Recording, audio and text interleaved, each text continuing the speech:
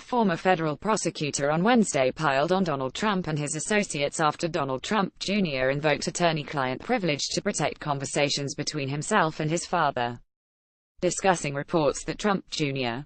refused to disclose information about conversations between himself and Trump while speaking before the House Intelligence Committee. John Flannery, like other legal analysts, expressed disbelief over that excuse before arguing the Trump family members are far from criminal masterminds. "It's not electricity, like if you have an attorney in the room it's enough," Flannery said of Trump's invocation of attorney-client privilege. "They were talking about disclosing information, and if you're having a discussion to disclose information, it is not privilege. On top of that, if you are using the privilege to conceal fraud, then the privilege takes flight. I think it was just a delay to avoid talking about it today," Flannery added. Former director of the United States Office of Government Ethics, Walter Schaub, pointed out that Trump Jr.'s refusal on Wednesday was one in a series of bizarre claims involving Trump family lawyers.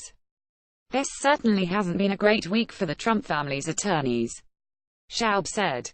Between one of them claiming he wrote a bizarre tweet, another claiming that a president can't be held liable for obstruction of justice, and now whoever gave Donald Jr. that advice that he has attorney-client privilege. "I was pretty excited to hear that, because I thought, I'm an attorney and I talk to myself a lot, maybe my ramblings and murmurings are privileged as well," Schaub joked. "What's really going on?" Flannery asked. "What's going on is to conceal the fact of the meeting with the Russians they kept saying never happened. So their first imperative, certainly Mr. Trump and Trump Jr., was to say nothing," he continued.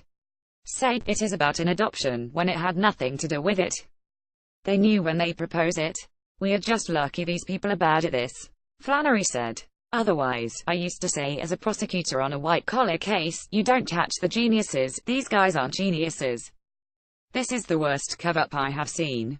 I'm glad for it. Otherwise, we wouldn't have a chance of getting at their misconduct, and their misconduct was to conceal the deal with the Russians and all the conversations they had with them." Watch below.